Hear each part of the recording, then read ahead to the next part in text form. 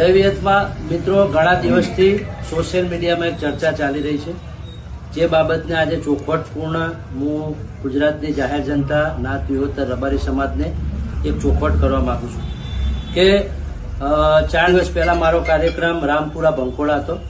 Rampura programme દરમિયાન જે પણ ગીતની ચર્ચા ચાલી રહી છે, જે પણ ટુકડા ફરી રહ્યા છે, એ ગીત મેં કોઈ ઈરાદાપૂર્વક ગાયું નથી, જેમાં હું કંઈ જાણતો નથી અને ભૂતકાળમાં શું બનાવ બનેલા છે એ વિશે પણ મને કંઈ જાણકારી નથી. જે મુજબ રાબેતા મુજબ હું ગામે ગામ પ્રોગ્રામ કરવા જઉં છું એવી રીતે ત્યાં ગયો હતો અને આ રીતે મારા જોડે ફરમાઈશની ચિઠ્ઠી આવી હતી, એ ચિઠ્ઠી હું ગાયો હતો. બાકી બિલકુલ નિર્દોષ છું, એ વાતમાં હું કંઈ જાણતો નથી અને કોઈ વસ્તુ હું હાથે રહીને જાત રૂબરૂ ગાયો જ નથી.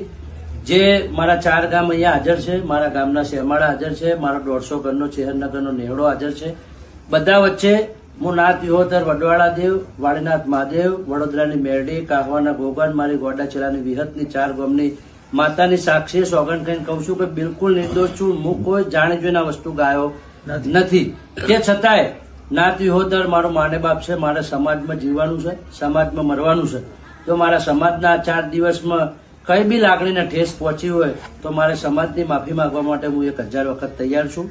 મારા રબારી સમાજની 2 હાથ જોડીને માફી માંગુ છું. જય વિહતમાં.